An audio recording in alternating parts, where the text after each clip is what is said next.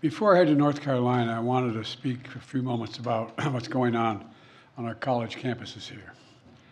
We've all seen the images, and they put to the test two fundamental American principles. Excuse me. The first is the right to free speech and for people to peacefully assemble and make their voices heard. The second is the rule of law. Both must be upheld. We are not an authoritarian nation where we silence people or squash dissent. The American people are heard. In fact, peaceful protest is in the best tradition of how Americans respond to consequential issues. But, neither are we a lawless country. We are a civil society, and order must prevail. Throughout our history, we've often faced moments like this because we are a big, diverse, free-thinking, and freedom-loving nation. In moments like this, there are always those who rush in to score political points.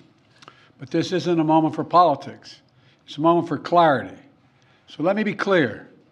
Peaceful protest in America. Violent protest is not protected. Peaceful protest is. It's against the law when violence occurs.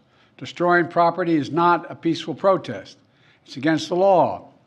Vandalism, trespassing, breaking windows, shutting down campuses, forcing the cancellation of classes and graduations.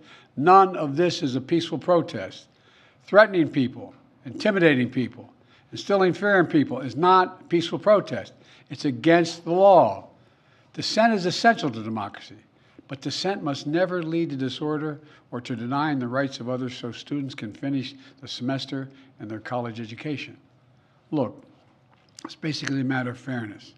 It's a matter of what's right. There's the right to protest, but not the right to cause chaos. People have the right to get an education, the right to get a degree, the right to walk across the campus safely without fear of being attacked. But let's be clear about this as well. There should be no place on any campus, no place in America for anti-Semitism or threats of violence against Jewish students.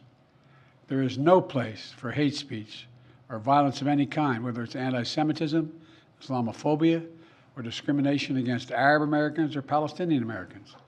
It's simply wrong. There's no place for racism in America. It's all wrong. It's un-American. I understand people have strong feelings and deep convictions. In America, we respect the right and protect the right for them to express that. But it doesn't mean anything goes. It needs to be done without violence, without destruction, without hate, and within the law. You know, make no mistake, as president, I will always defend free speech, and I will always be just as strong in standing up for the rule of law. That's my responsibility to you, the American people, and my obligation to the Constitution. Thank you very much. Mr. President, have the protests forced you to reconsider any of the policies with regard to the region? No. Thank you. Mr. President, do you think the National Guard should intervene? No. Mr. President, Do you agree with what the students are calling for? Mr. President,